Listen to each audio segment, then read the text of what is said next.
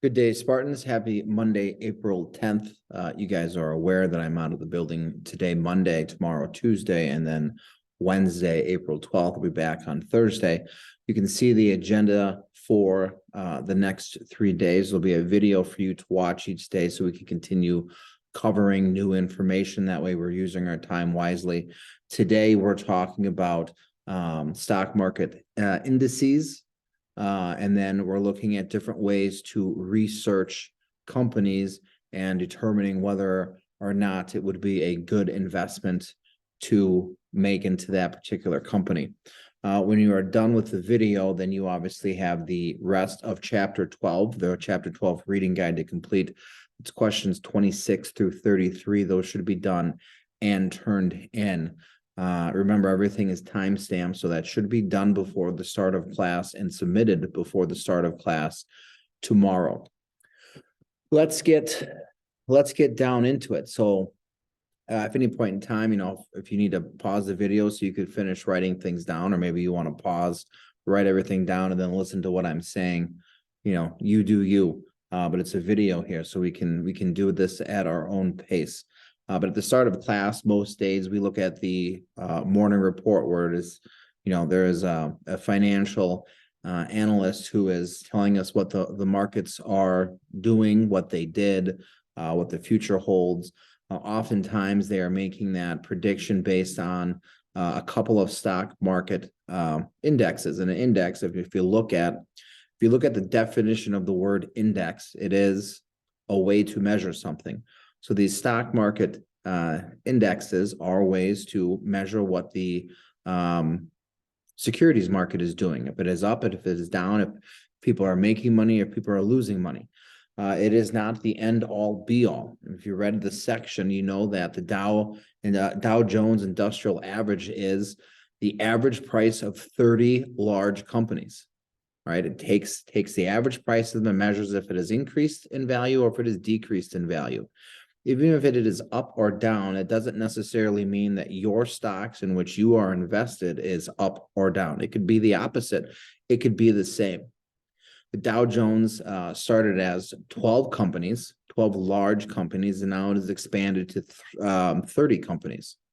There is still one company from the original 12 that is a part of the Dow Jones Industrial Average, and that is General Electric. You can see all of the companies here in the picture. Bring up the little drawing tools here.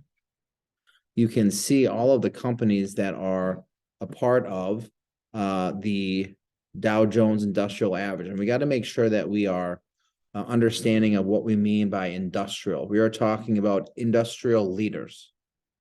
We're not talking about construction. We're not talking about manufacturing. We're talking about industry, right? Parts of our economy. So you can see, Apple is on here, right? Tech. You can see Coca-Cola is on here, so bottling. McDonald's is on here, fast food. 3M, huge industrial giant. Mobile, right? Petroleum, right? There is a wide swath of companies that make up the Dow Jones Industrial Average. And again, it is just a way to measure what the market is doing across a variety of different, diversified, let's plug the vocabulary term, a wide diversity of industries. All right. The S&P 500 works very similar, except it is 500 companies instead of 30. And again, it is just a way to see how the overall market is performing. Is it increasing or it is decreasing? It is not exclusive way to measure whether or not your investments are performing well or bad, right? The Dow could be performing bad and the S&P can be performing well. In fact, the Dow and the S&P is a good way to measure how your investments are doing against it, right? If your investments are doing better than the S&P, then obviously you have made some good choices. Let's get into the particulars here on evaluating whether or not you should invest in a company. And I'm going to be honest with you, this is probably the hardest thing to explain because there isn't one right way to do it. And there isn't one place that you can go and look and make the decision as to whether or not an investment is smart or bad. These are just jumping off points. And oftentimes, once you get a little bit of information, you then have to go look somewhere else to see what's going on. So we have two fundamental ways of analyzing a company and whether or not it should be invested in. You have fundamental analysis and you have technical analysis. And undoubtedly, fundamental analysis is probably the best because this is more logical and this is more present value or present term. In this analysis method, we look at the economy. What is going on in the economy? Is the economy expanding? Is the economy contracting? Right? Are we looking at a recession, which is exactly what we're doing right now? We are looking at a recession square in the face. People will lose jobs. People will have less money. Spending will decrease. We're going to have issues. Right? This is indicative of what we should be doing because we already know from previous conversations that there are some companies, there are some industries that are defensive, meaning regardless of what is going on in the economy, these are things that people always need. Food, gas, technology, all right? So with this perspective in mind, this analysis in mind, we know that the economy is going down the crapper. So what industries are going to be surviving? Which industries are going to be impacted the least? And then from there, we can kind of narrow our approach as to what companies will be good and what companies will be bad, what industries we should focus on and what industries we avoid. But this is the fundamental approach. We look at the economy, we look at where there is potentiality and where there is danger, and then we can kind of narrow our focus. And then once we know what industries stand to gain, then we can start looking at individual companies within that industry and see who the growth people are, see who the blue chip people are, see who are the income companies, all right? This is that whole approach, right? It's looking at what is going on in the economy right now. And unfortunately, when it comes to picking investments, we're still looking for trends. So we're still trying to predict out the future, and that's it's a difficult thing to do. Technical analysis is a little bit different. Technical analysis focuses very much on supply and demand and human behavior. What technical analysis does is basically looks at past examples of economic expansion, economic recession, and then allows you to kind of make an educated guess, and that's very much what it is, an educated guess on what investors or what the market will do based on past experiences. Now, what makes technical analysis difficult is our economy is always changing. Our economy is always evolving, right? There's innovation in our economy. So sometimes it doesn't necessarily make sense to look at the past to predict the future, because what's happening in the future can't be accounted for a decade ago or 50 years ago or 100 years ago. I mean, if you think about this, we're going into a recession. But yet we have this newfound technology that is rapidly developing right before our eyes, artificial intelligence, right? You can't account for that in studying the past. That could be, companies like Adobe or any company involved in artificial intelligence. Those companies could make a huge move during this recession. And if you think about it, people are spending less money. If people are spending less money, companies make less money. If companies make less money, people lose their jobs. What a better way for a company to save money than to replace humans, which costs money, and buy artificial intelligence to replace that form of labor. So again, technical analysis is based largely on the past. Now, with that being said, is it intelligent and wise to understand supply and demand and trends and past events? Certainly. But that doesn't necessarily allow you to have some sort of glass ball to predict the future with.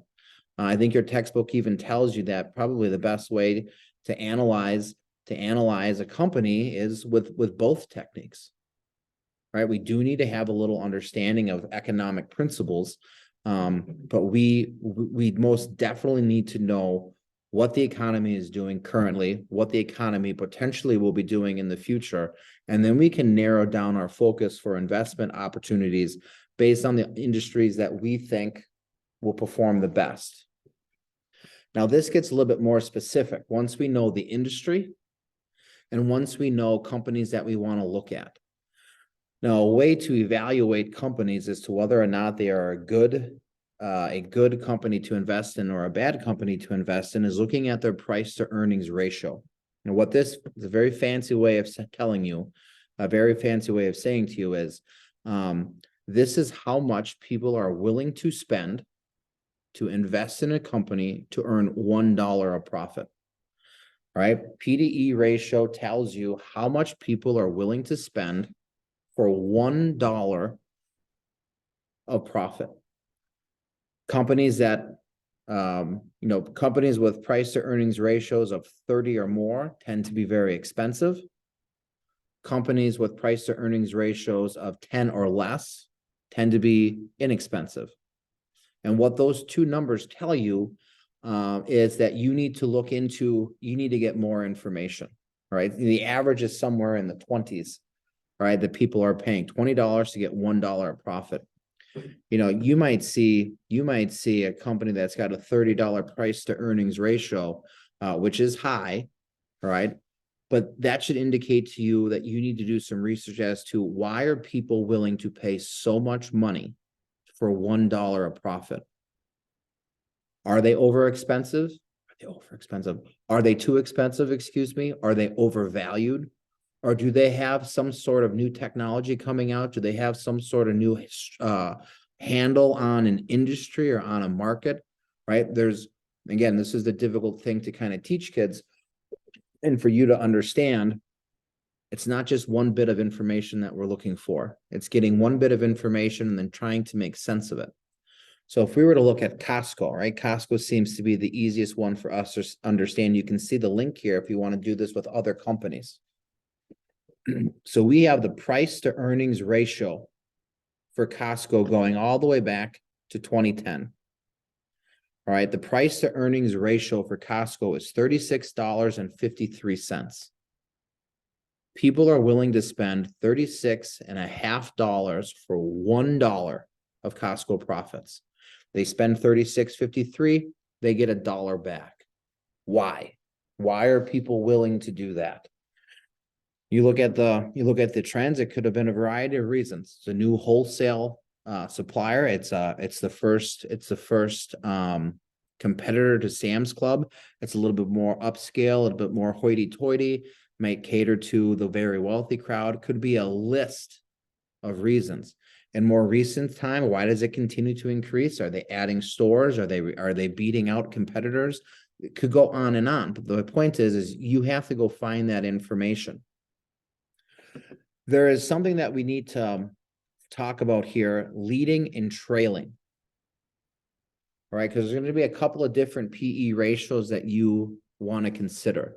The trailing PE ratio is the price to earnings ratio from the past. And it's usually listed as in the trailing 12 months. So if we go back and look at this right here, we see the earnings per share, EPS, right here. I'm hoping my cursor pops up on the screen. The earnings per share, this is the trailing 12 months earnings per share. So this is basically what the earnings are for the previous 12 months. All right, so we can see, if we're trying to evaluate Costco, we can see that over the course of time, Costco's earnings per share have steadily increased. Now that's reassuring. Why are people willing to pay $36.53 for $1 of Costco? Because they're getting money back. It's almost a guarantee. You have the trailing 12 months, and then you have something called the forward or the leading 12 months. And again, these are predictions. So we can look at, and again, you can pay attention to the websites in case you want to use these sites when you're looking at stocks later this week. Remember, you got to spend an additional $50,000. You can look at what Costco is predicted to make based on a whole bunch of research that has been done on a whole bunch of different indexes to kind of predict what Costco stands to make, right? Market analysis, economy, things like that. We can see that the price to earnings ratio for Costco is still going to be pretty high. People are predicting that Costco will continue to make money. Then after a time period, we can see those price to earnings ratios starting to decrease. Now, I mean, August 30, 2032, that's 9 years away. Maybe Costco goes under. Maybe there's a new competitor. Could be a whole bunch of reasons into why that analysis is showing what it is. But the price to earnings ratio is a very good way of comparing company A to company B within the same industry. So we've talked Walmart, Costco, Target, those companies, right? Your discount retailers. Price to earnings ratio, a great way to compare apples to apples. How much money am I going to spend for $1 of profit? And then you're going to kind of put it in these parameters. Is it over 30? Costco is over 30. That's expensive, but why? Is it overpriced? Are they overhyped? Or is it under 10? Why is it under 10? Do they have financial trouble? Do they have some socio-psychopathic CEO that's driving the company into the ground, circa Tesla? This information kind of directs you into the path that you need to follow to find that answer. And again, it's difficult, it's hard work. If it was easy, everybody would beat the market. Not many people do. That's why time is always on your side. It's why we always like to know what the leading is going to be. What are these companies forecasted to be doing in the future? Another way to analyze different corporations in regards to determining whether you should or shouldn't invest in it is the standard acronym SWOT, right? Strengths, weaknesses, opportunities, and threats. Right? You basically look at a company and you see where it is strong. You look at Apple. Apple continuously comes out with new products. iTunes is probably the #1 way of downloading music. You look at the Apple Watch, the iMac, probably the best performing personal computer on the market. You look at the iPhone, right? Is there some competition from Android, Samsung, Google? Yes, but do they have anywhere near the share of the market that Apple does? Probably not. Weaknesses. Again, their CEO is getting older. How long is he going to be around? If he dies or he retires, is someone new going to come in and be a strong, effective leader? Are they going to be a weak leader? Again, that could be a potential weakness. Opportunities. Again, continuing with Apple. Is there something they have coming out? Is there some breakthrough that they're going to make? Threat. Do they have issues to worry about leadership? Their products are primarily made in China. Is that a threat to us? Because politically, the United States and China do not get along. Is that going to affect our supply, so the company's supply chain to the United States? Again, a wide variety of information that we need to know before we decide whether or not to invest in a company. All right. If you feel overwhelmed, rightfully so, I think probably the easiest way to think about companies that we want to invest in, and going back to our textbook, what are people spending their money on? What are you spending your money on? What will always be things that you're spending your money on? And once you figure out those products, then you can figure out the companies. And once you figure out what those companies are, you can do a quick Google search and see who those companies' competitors are. And then from there, you can look, do these companies have new things coming out? Are these new companies growing or expanding, right? Are their price to earnings ratios increasing or decreasing? How steady are they? And then we can make our decision. But unfortunately, once you get one bit of information in this, you got to go get some more information to figure out why that number, why that P/E ratio is what it is. Tomorrow we'll talk different investment strategies. This is in regards to, do you put all your money in at once? Do you spread it out over the course of the year? You guys will get that from reading. What are we doing here? Oh, it's the rest of chapter 12. Excuse me. This will be the last half of the chapter 12 reading guide. Remember that chapter 12 reading guide is due tomorrow. So make sure you read those last, 7 questions, and then submit your reading guide when you are done. Tomorrow, I'll talk about dollar cost averaging versus buying and holding. And then we'll get into bonds in chapter 13. If you have any questions before I'm back, shoot me an email. I'll do my best to get back to you, but I hope you're all doing well, listening to Mr. Veith, and I'll see you all virtually tomorrow. Go Spartans.